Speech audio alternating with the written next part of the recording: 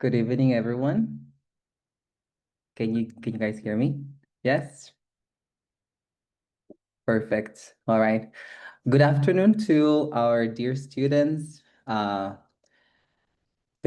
alumni, and well, the entire community who's joining us. We're going to talk about a very important topic, visual literacy, especially in a world full of images, graphics, videos, emojis, you name it, right? And today, I'd like to take this opportunity to introduce Jair Felix. We've met him before. He's given lectures and conferences, both online and in person, and it is a pleasure to have him back with us. So he's an NGL senior academic consultant, and today he'll share his experience and knowledge on this fascinating topic. So Jair Felix has a Bachelor of Arts in Teaching English as a Foreign Language from Universidad Autónoma de Sinaloa in Mexico, and a postgraduate degree on Teachers Development from College of St. Mark and St. John, Plymouth, UK. Jair has been involved in language teaching and teacher training for over 28 years and has conducted workshops on various topics such as lesson planning, discourse analysis for language teachers, action research, educational technologies, and 21st century skills, among others. And he holds a diploma in teaching English for specific purposes and the e-tutoring certificate from the British Council. And he's a frequent presenter at ELT conferences throughout Latin America. So without going further ado, please, Jay, the time is yours. Oh, you're muted. Of course, I was muted. Here you go. I've been using Zoom exhaustively over the last 5 years, and I still do that. I start talking without verifying that I'm unmuted. But anyways, thank you all very much for being here with us this afternoon. Greetings from beautiful Costa Rica, which is where I'm currently working, and yeah, it's been quite of a quite of a full agenda of meetings and trainings with teachers locally. But it's always great to have the opportunity to reconnect with you. I've been at ERP both in person and virtually many times, so it's great to be back. Thank you for having me once again. And without any further ado, and since I have tons of information to share with you and not that big of a time chunk, let me just start by sharing my screen. And just let me know when you can see my screen on yours.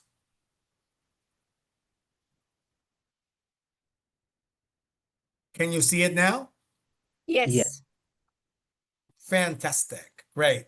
So let's talk about visual literacy in the English language classroom. And let's talk about the impact that this notion of visual literacy has in today's language teaching and learning practice, and how the notion of decoding meaning through visuals has fully impacted the way in which knowledge gets approached and knowledge gets trespassed from one person or one notion to another. Okay, that's the whole concept that I want to discuss and bring your attention into today. And for this, let's first try to describe the world in which we live in right now, this post-pandemic era in which we're currently teaching. And I'm going to challenge you to do something for me. Using the chat box, you can open the chat box right now, and using the chat box, tell me which words or expressions would you use for describing your students nowadays, those post-pandemic 21st century centennial students that you're currently teaching. Which would be the words you use for describing those students that you're currently teaching? And again, I ask you please to use the chat box in order to give me your answers. What are the words or phrases or expressions you would use for describing your students nowadays in this post-pandemic era that we live in?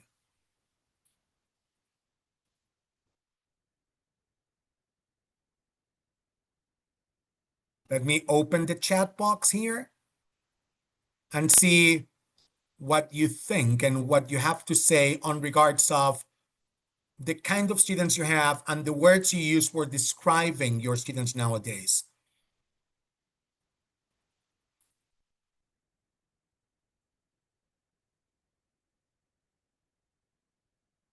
Okay.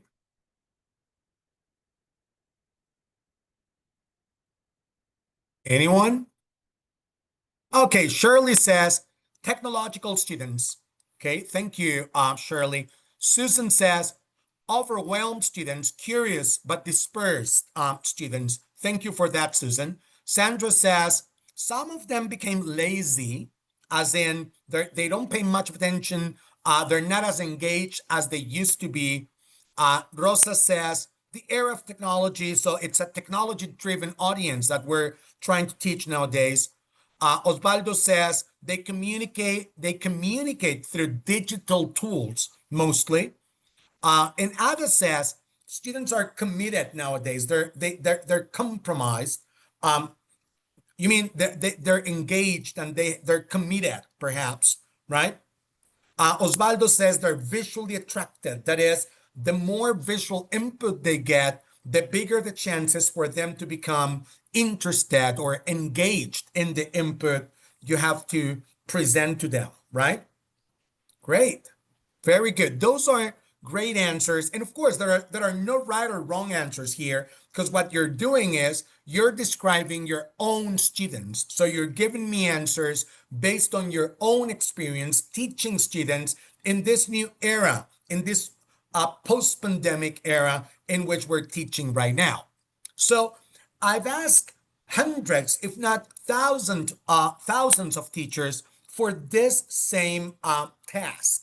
And I've managed to gather the different types of answers that I've got from teachers into three main buckets or categories, if you may, which are in many ways similar or related to what you guys have already expressed in the chat box. So let me share those findings with you on regards of the way in which students actually react, behave, and approach learning in this 21st post-pandemic era, 21st century post-pandemic era that we're living in right now. And the first concept that I've managed to create based on what teachers have told me on regards of students in the 21st century is the notion of rapidness and what is expected to happen in the classroom. What I've been told and what I've witnessed myself by observing classes or even teaching students myself is that when students come to class, when students attend our lessons, they expect for everything to be presented and practiced in a rapid way. They don't like to go around the bushes, if you know what I mean. They want for everything to be presented in sort of like a prepackaged, or if you may, a pre-digested way, so they don't have to think much about anything. And also they want for everything to be presented in a rather simplistic way, because that's of a faster absorption, if you know what I mean. So this is the generation that has learned to describe full ideas and thoughts without having to use a single letter. Hence, the success of visual input like emojis and emoticons and memes and stickers that we typically use for communicating with others through, let's say, WhatsApp or social media, right? Think of your own way of communicating with others. When you WhatsApp your friends or whoever you're WhatsApping, do you typically type full sentences? and sentences only? Or do you use emojis, emoticons, GIFs, stickers, memes, etc., etc.? I think you would go for the second, right? And the question is, why? Why have we adopted that, habit of communicating through images? Perhaps one of the answers is because of how fast it is to convey a message or to decode meaning out of visual input, right? So rapidness is a constant in today's world, and it's found its way into activities in the classroom. So students expect for everything to change rapidly. They're familiar with that. They're used to that rapid change in real life. So they expect for that same speed to be a constant in the classroom, right? So that is one reality of the world that we live in right now. Let's see the chat box here. Yeah, exactly. We use that visual input to understand better. Exactly. And Rosa and Shirley are expressing exactly that in the chat box. Thank you for your comments. Now, the other notion that defines this generation of students is that notion of empowerment. Students come to class with a lot of power on their hands. Why? Well, because remember that old saying, he who has the knowledge holds the power. He who has the knowledge holds the power. And for centuries, if not millenniums, access to knowledge and content was reserved to the elite, if you know what I mean. So there were very few people with real access to knowledge, with real access to content. So very few people were considered powerful people. Now, with the advent of the internet and with the massification of accessibility to content and knowledge through internet, and now artificial intelligence and searchers, etc., the holding of the power has shifted from the very few to the masses, if you know what I mean.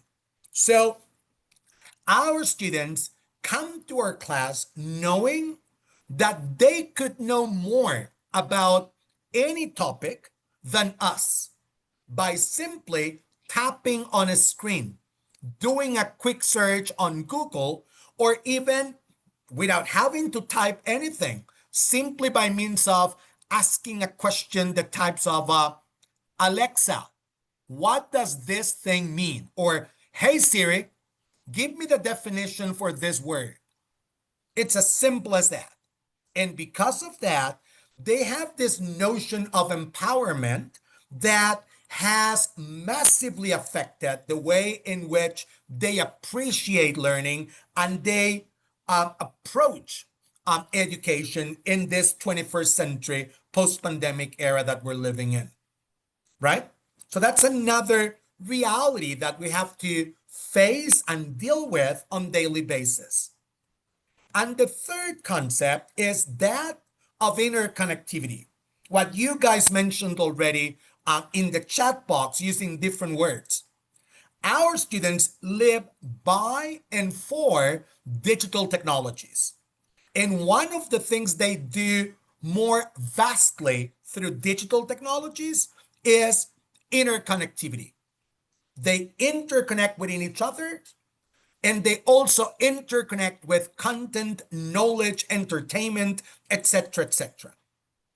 But I think the three concepts that define this generation of students nowadays is, again, rapidness, empowerment, and interconnectivity.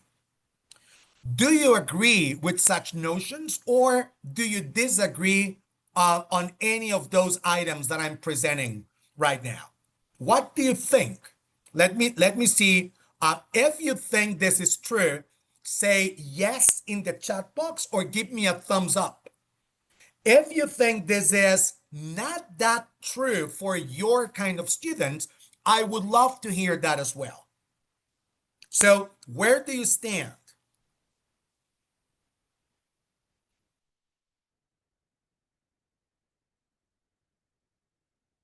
Do you agree with this set of ideas?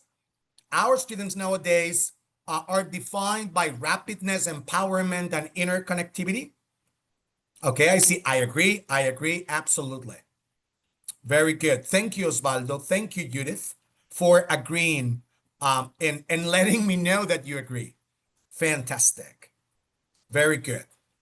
So, based on this reality of rapidness, empowerment, and interconnectivity, the question that arises is, how are we coping with this reality in classrooms?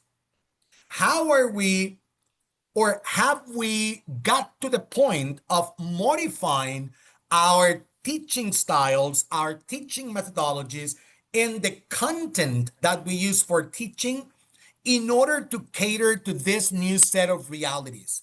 Rapidness, empowerment, and interconnectivity, right? And to that end, I, a couple of years ago, developed a research that included a revision of the Stanford Study of Writing that was published around 15 years ago by Dr. Andrea Lunsford.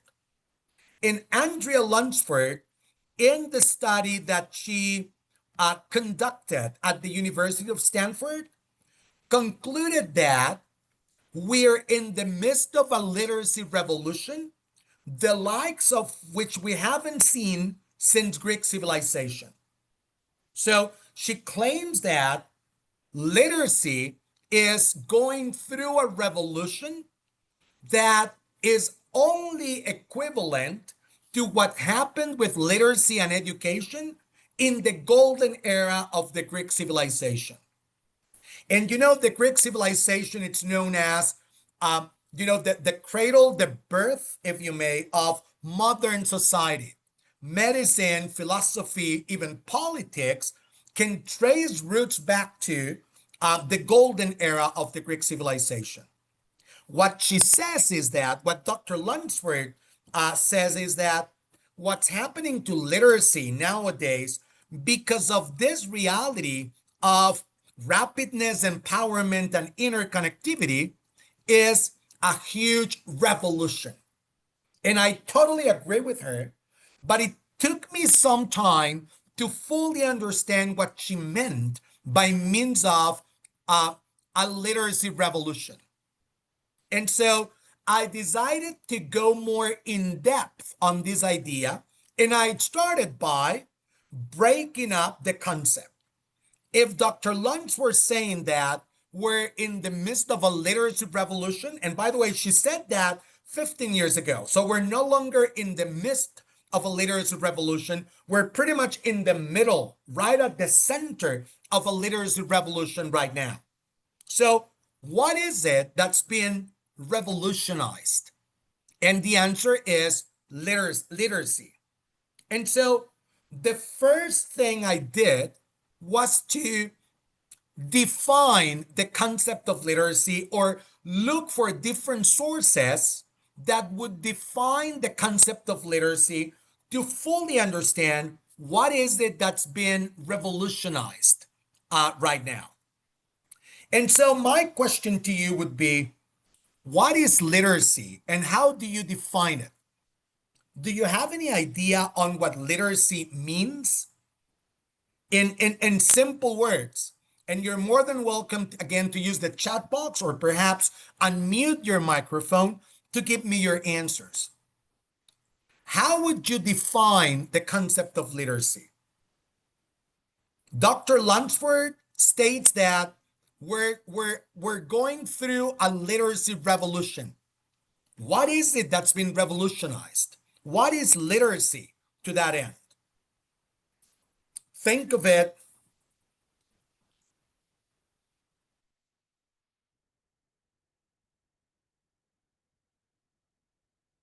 and try to come up with perhaps an answer.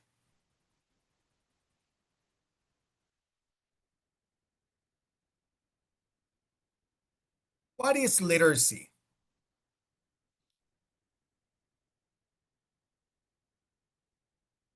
Judith says practical knowledge. Ada says learning how to speak and write. Okay. Those are interesting perspectives on the notion of literacy, and they're very updated. And you'll see what I mean in a minute. But if you look for, Susan says the ability to interpret and communicate, which is also very much in line with the latest definitions of literacy. Thank you for that, Susan. The ability to use a language and communicate. Thank you, Claudia. But again, in the rawest and most basic sense of the word, literacy originally implied the ability to read and write. And in fact, if you go for a dictionary in order to look for the definition of literacy, this is what you'll find.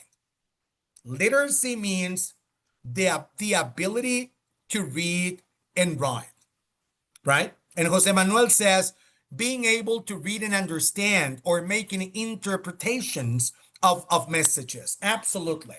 So what Dr. Lunsford then states is that the way in which we process information through reading and writing is being revolutionized because of the characteristics of the world in which we live in right now.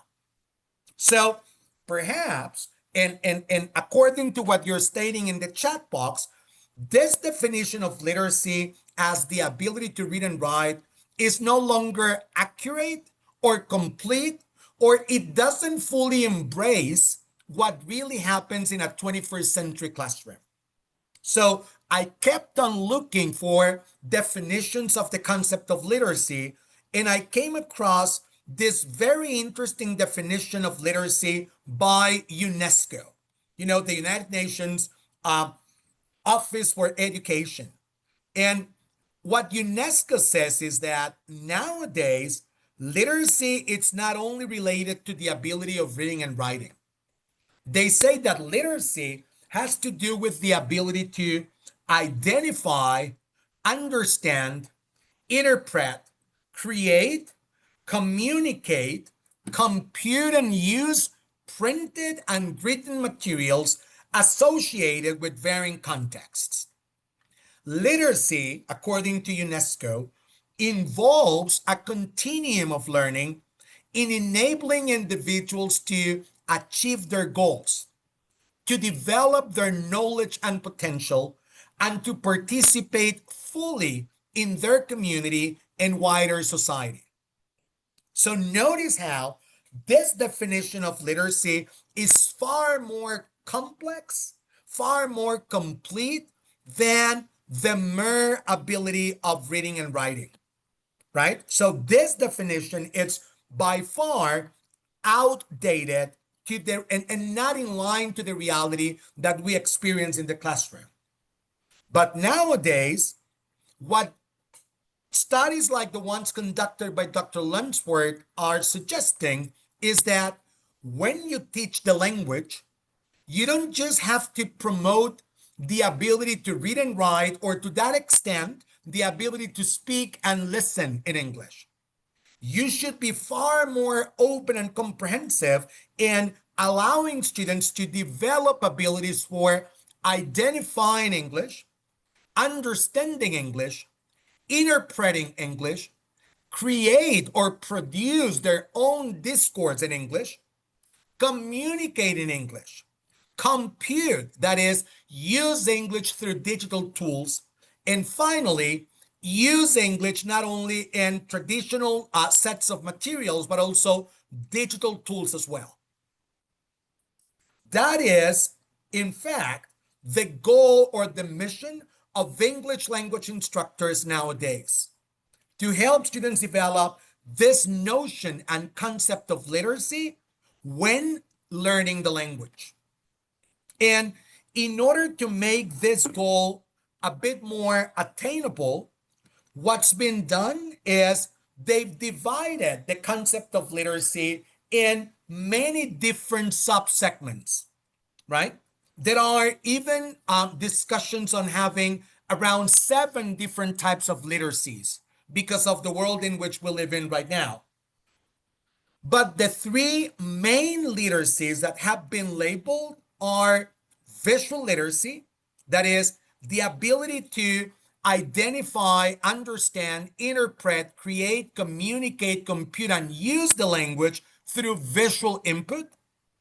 Cultural literacy, that is the ability to do all of this in different cultural settings and different cultural contexts. And also digital literacy, that is the ability to do all this by means of using digital tools. So you get to interpret, create, communicate, and use language through digital tools as well, right? So because of time and because of the interest that you guys have on the concept of visual literacy in specific, we're going to concentrate from now on that first aspect, on the aspect of visual literacy.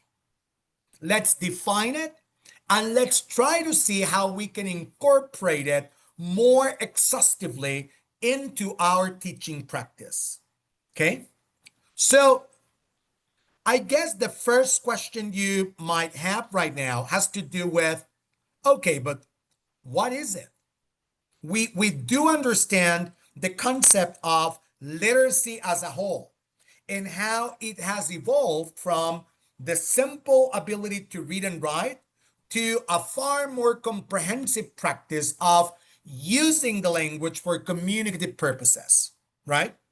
But then, what is the role that visual input plays into that conceptualization of visual literacy? And that has to do again with the way in which the world exposes people to content and knowledge. This is a very interesting study conducted by Victoria Rideout. It was conducted around 10 years ago. This is a pre-pandemic study. But again, I think that the numbers are kept, if not increased, because of the lockdown and the pandemic. But what she discovered in this study is that the average American child spends 44 hours per week. That is more than 6 hours a day staring at some kind of electronic screen. And I'll give you some time to digest this idea. The average American child spends 44 hours per week, more than 6 hours a day, staring at some kind of electronic screen. It's not just simply looking at, but rather staring, which means looking closely and being fully focused on whatever is being presented through an electronic screen. And that electronic screen could be a cell phone, a tablet, a computer, a television, you name it. But it's an electronic screen. And maybe some people might argue, well, that's the reality of American kids, of American students, but the Peruvian student is different. And my question is, how different are our local students right now? Maybe it's not 44 hours per week. Maybe it's 50, right? So this research included pretty much American kids almost exclusively, but I think the outcomes actually reflect not only what happens in the US, but everywhere in the planet. The generation of students that we're teaching in universities right now is the one that grew up staring at some kind of electronic screen. And then because of that, the way in which they approach and decode meaning is completely different to the way we learned to approach and decode meaning. And one evidence of that is the concept of reading or decoding meaning from text. For many of us, I cannot see your faces, so I'm just guessing your ages here. But for, let's say, for all the people in the world that are over the age of 30, right? The concept of reading was rather simplistic because it involved being exposed to a text that you would analyze from left to right and from top to bottom. So reading was rather linear. You go line by line from left to right, from top to bottom, and you're decoding meaning in the process, right?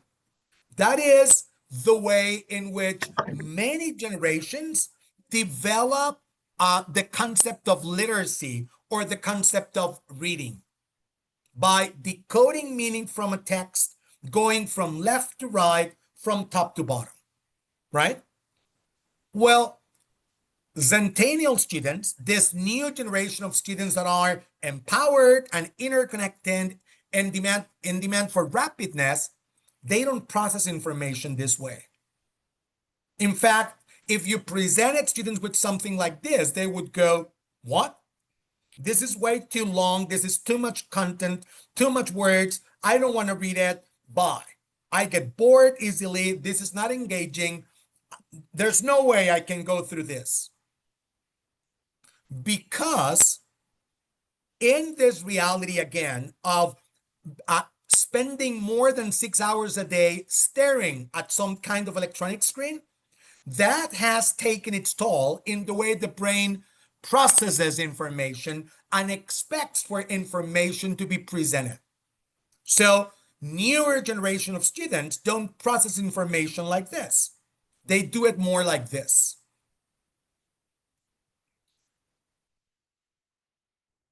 So there's no linear order. There's no logical sequence.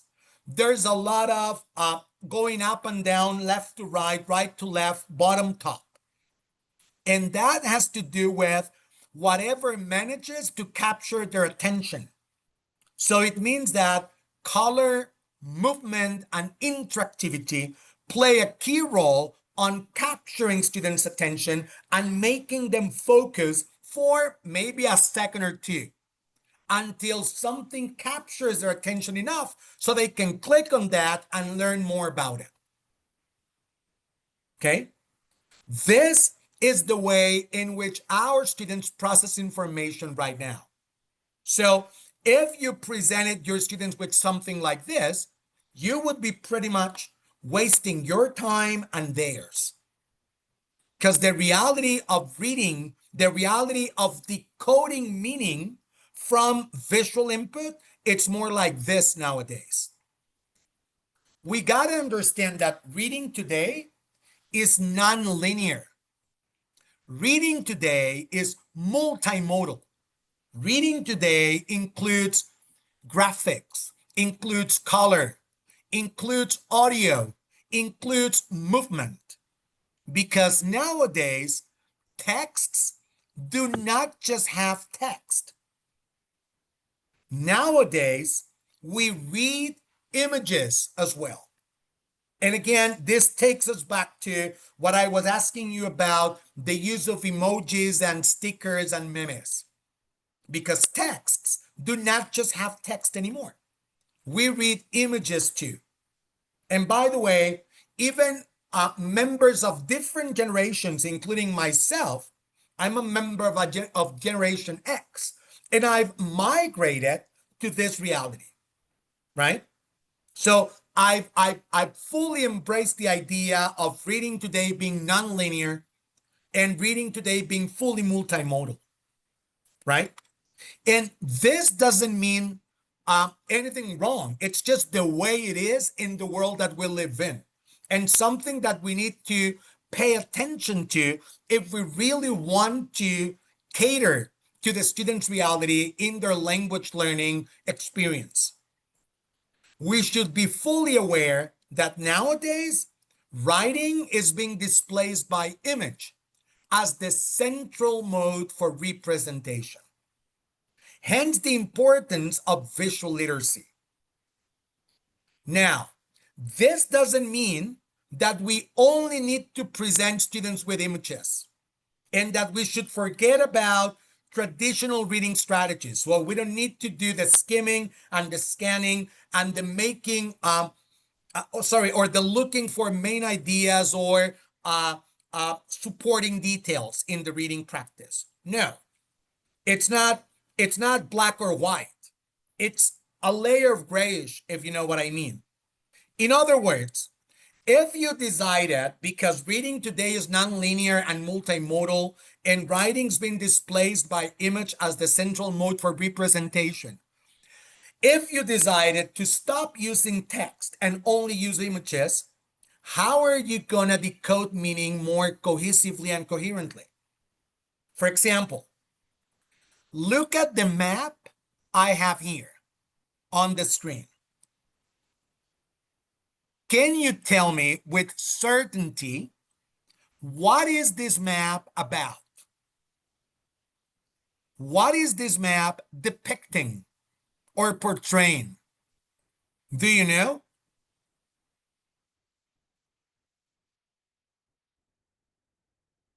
And maybe you don't. Maybe you can guess, but you wouldn't have certainty, right?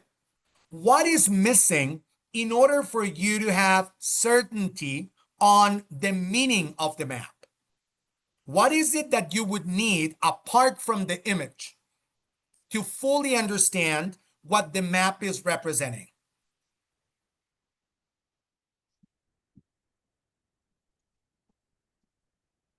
What are you missing in order to fully understand the map? Headlines, very good. You're missing text, very nice.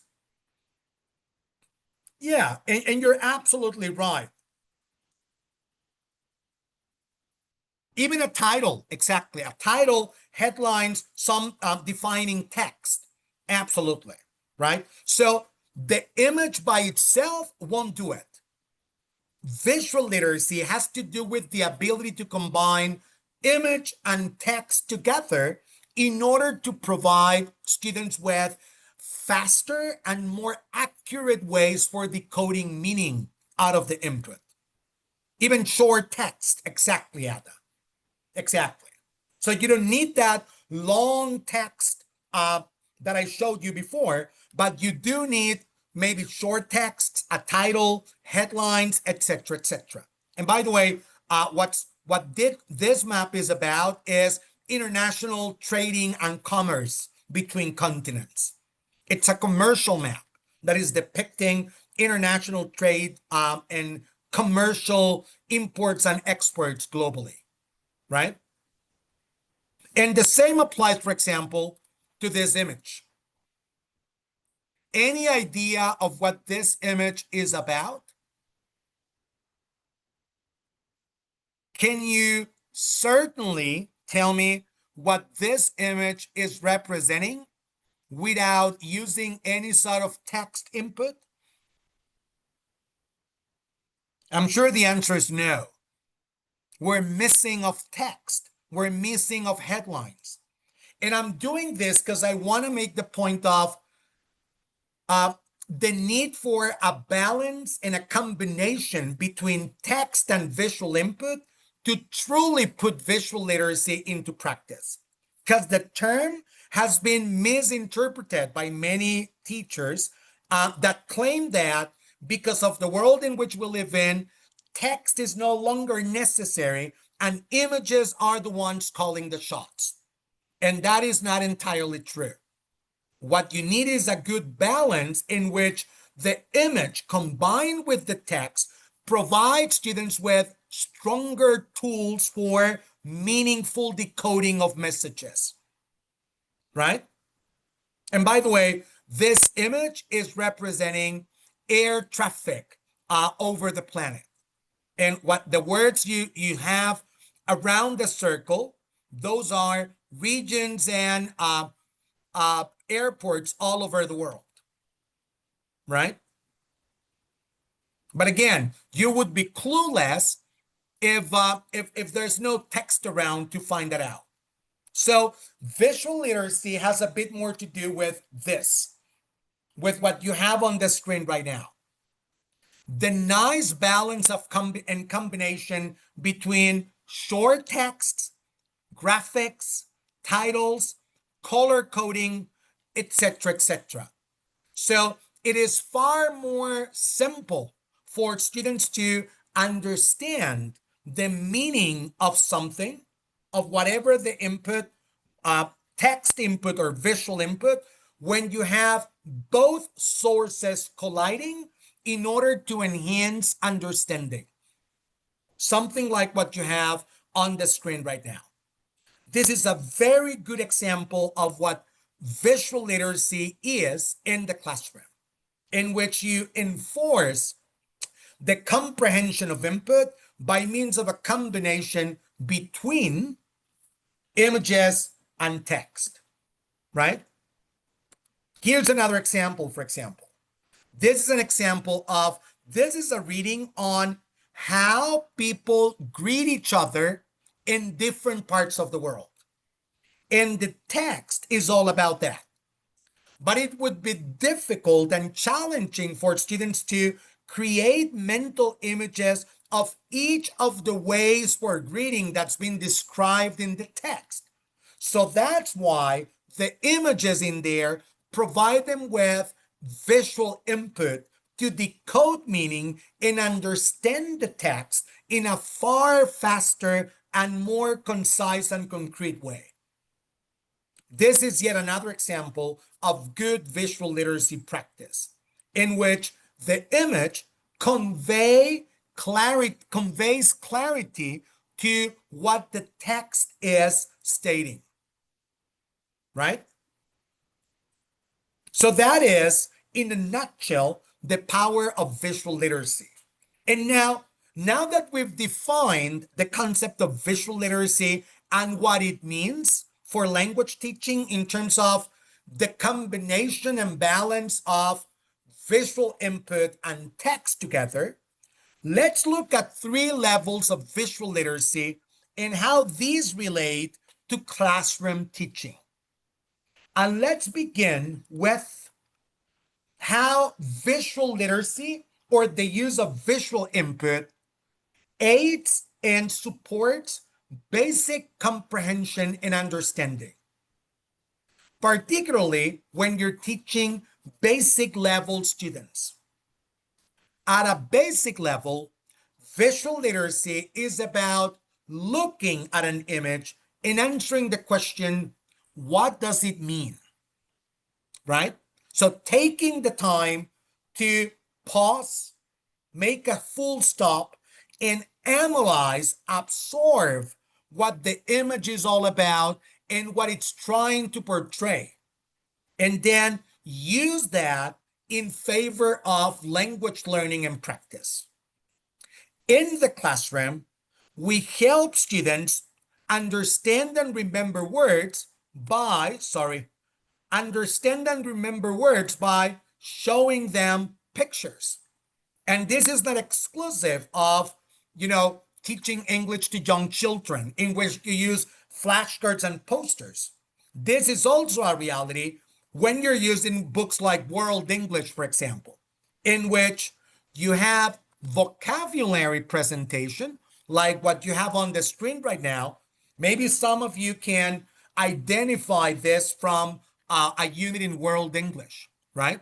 And so in this exercise, students match the words with the pictures, and that provides consistency and accuracy to the vocabulary practice. It would be meaningless if you only presented students with the words, or if you ask students to take a look at the list of words and then find the definition of addiction on a dictionary. Because what you're missing is the visual input that provides clarity and certainty to the practice of vocabulary, right?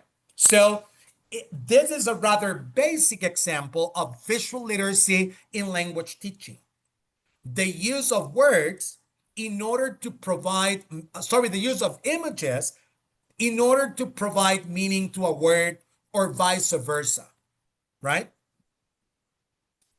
In upper levels, we can also help our students with their comprehension by making use of images in other ways. So not just explicit images to link vocabulary, but rather we might show students an article with a picture, again from World English, and before reading the text, we'll ask students to say what they see in the picture and predict what the text is likely to be about.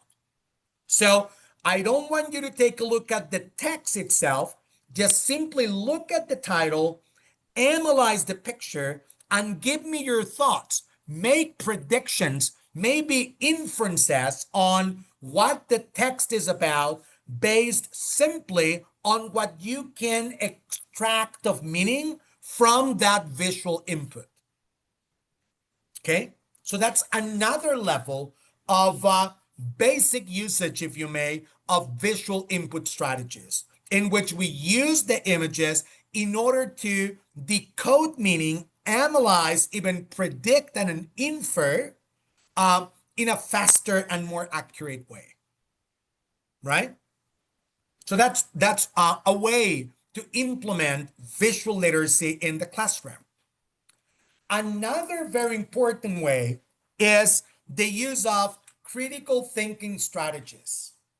Now, the visual input aims to get students to think beyond the frame, right?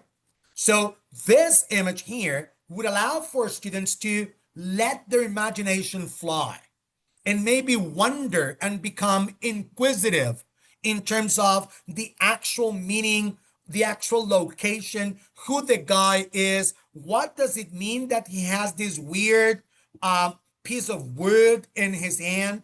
What about the bulb that is on here? Where is this connected? Etc., etc.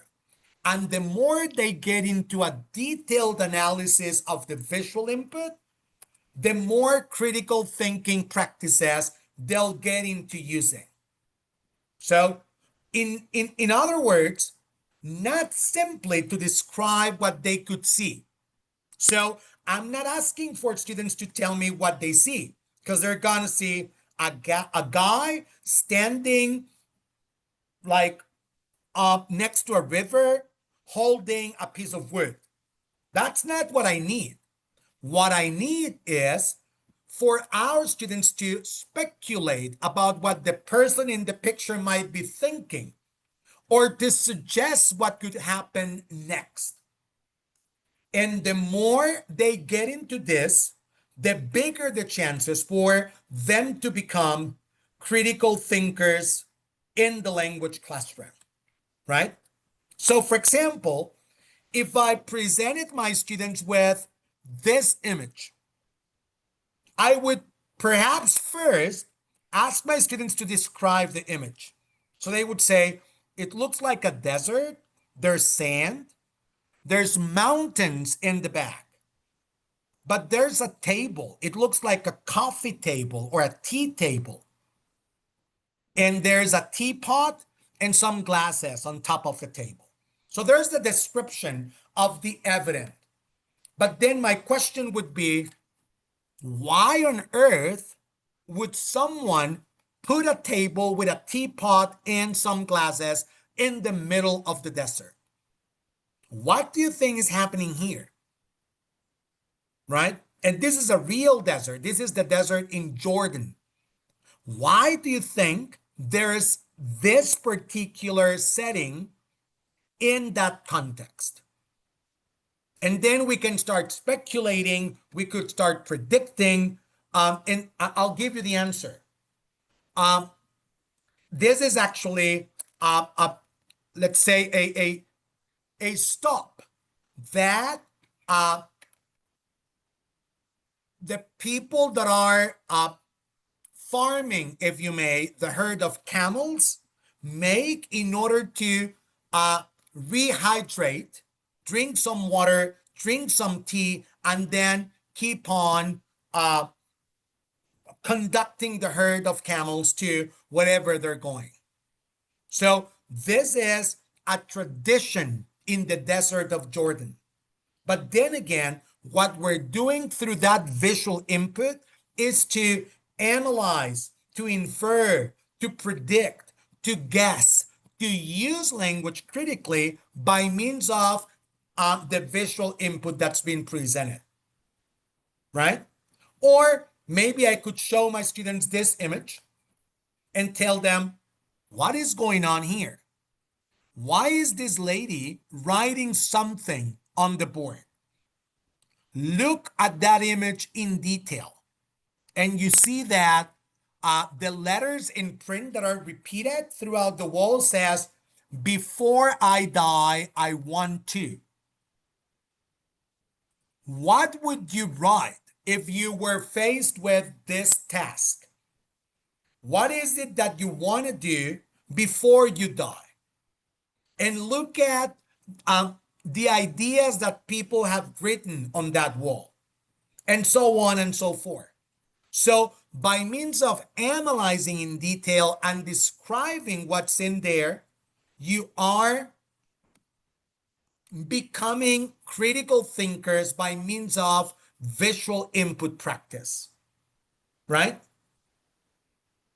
So again, this is not exclusive of adult practices. You can show this to kids, you can show this to teens, you can show this to young adults or senior people. The idea is for the visual input to allow for critical thinking practices. You analyze in detail, you start wondering, you start making assumptions, you start using the language in a far more creative way. And by the way, this is a guy that works as a zoo dentist in Medellin in Colombia, right? Or maybe you present them with real life stories like this one, in which this little boy devised a way to protect his cows or his family's cows from coyotes and other animals, other predators at night. And again, by describing, by analyzing, by defining, predicting, and making inferences, you are aiming at critical thinking practices. Okay? Again, all of this through the power of visual input. But you don't stop there. You go from basic description of the image to critical thinking to creative thinking. And you can see that as a process. You go from describing the visual input to critically analyzing the visual input to then creatively produce language on your own.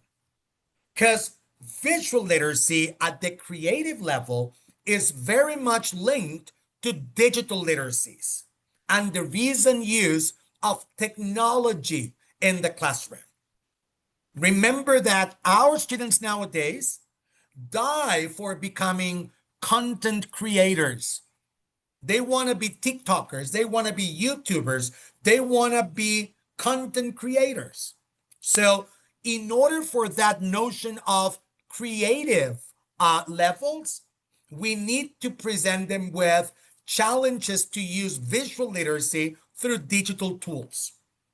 So let me show you a real classroom example from a lesson reported by Nikki Hockley on her blog, emoderationskills.com. And by the way, you're more than welcome to visit that blog in order to learn more about how to incorporate creative thinking into the practice of English language teaching nowadays. So in this lesson, she draws on her students' own creative visual literacy. So she's not exposing students to images that she selected for the purpose of practicing the language in class. But actually, she challenged her students to create their own sets of visual input.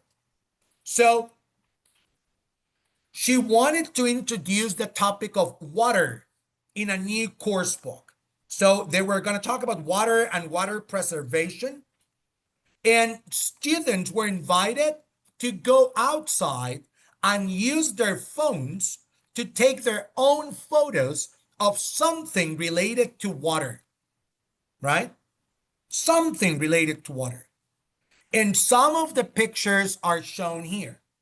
So we got all of these images as part of the project that she put together using creative visual practice, right? Now imagine yourselves asking students to use their phones in order to capture images of whatever the topic you're presenting in class. That is, not depending exclusively of the vocabulary images or the beautiful graphics that you have in the book, but actually challenging your students to creatively come up with visual input of their own, right? That is the power of digital practice in visual literacy, that the level of creativity and the level of language creation gets fully expanded because of the use of technology. So when students returned to the class and presented their images to the group, explaining in each case the connection with water, that's when magic happened. And this activity provided an introduction to the course book unit. Also showing a photo related to water, which is this one here. Now, from a National Geographic perspective, we presented women in Kenya spending up to 5 hours a day fetching water, right? So that's a different perspective. But at the end, the one thing that links this visual input to the one that was creatively captured by students is the same topic. They're all related by topic, and the topic is water, right? So this is a good example of students using their own creativity and productive visual literacy along with their creative use of language, because they were challenged to explain, to present the images to the group. It's a very nice combination of creative thinking, visual literacy power, and the use of digital tools, in this case, the phone, right? At the end, guys, remember that what we're looking for is to move away from mere basic comprehension of language. We're typically in classrooms aiming at students remembering or memorizing language, understanding some of that language, and if we're lucky, we provide them with control scenarios for them to apply the language. What visual literacy would help us to reach more concretely is critical thinking and ultimately creative thinking, by means of allowing students to analyze image and visual input, evaluate the effectiveness of such visual input, and eventually use digital tools to create their own sets of visual input creatively. And with this, I finish by giving you this quote that I heard myself from Howard Gardner at a TESOL presentation a few years ago. Dr. Gardner said, when teaching, keep in mind the world in which your students live and will be living in. A world that is global, a world that is connected, a world that is digital and mostly visual. And base your planning and teaching on this reality. And with that, I open the floor for questions or comments. Is there anything in particular you would like to address from this presentation? Thank you, Yair. At this point, I don't see any question on the chat box. However, I have a couple of things to say. For starters, thanking you for giving us stats reminding us that it's our duty to make the most out of the textbooks that NGL provides us with, especially because they contain such powerful images and they invite us, they encourage us Correct. to make students use or invite them or train them to make use of the highest levels of thought. Complex thinking is something that is hard to do, but in these times, it's our duty to help students develop those skills, not only to survive in this digital era, in these times of constant transformation, but also because it is the way in which they will find sense out of today's world. It's a Correct. challenging moment they are living with. They're dealing with problems we didn't experience when we were their ages, and the world is different now. It's at times hard for us to understand what goes through their minds. If they want to use their cell phones a lot, and if they want to become influencers, it's hard for us to understand, but we don't fully get the world they're living. That's why these content for us are particularly important, because we have to develop competencies to understand them, like visual literacy, which is new. They know how to interpret the world through images, and we need to get trained on that. I wanted to say two things related to this changing world. In 2029, the PISA exam is going to include questions about um, artificial intelligence, Correct. artificial intelligence literacy. And last week, the Congress in our country submitted a new law, or is trying to implement a new law in which cell phones are going to be completely, if not almost completely, banned in schools. So things are evolving rapidly and we need to keep the pace. I would like to thank you one more time for bringing us stats and the precise information to keep on growing. I don't know if at this point anybody in my team would have any question. And I think if we do, it would be very nice for us to see you in August. I hope, I mean, together with NGL, we make it happen. We've been talking to the team here in Oh, Peru. absolutely. I hope they give us a hand and it becomes a reality. On August 5th, we were talking about dates, and I hope it works. Thank you very much one more time. Let's make it work. Absolutely. Thank you all very much for your Thank attention you. and your interest. Thank you. No, definitely. Definitely. We want to keep on learning.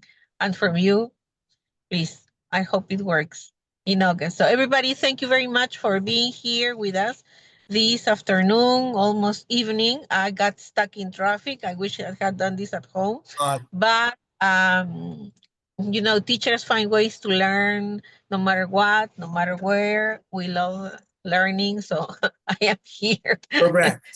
to you in my car. Thank you very much. Thank you everyone for joining, and thank you, Simone, for Take introducing care. the beginning Take of the care on session. your way on your trip back home, and hope to see you all very soon. Bye-bye. Thank you. Thank you. Have a Bye-bye. nice evening, everyone. Take it easy.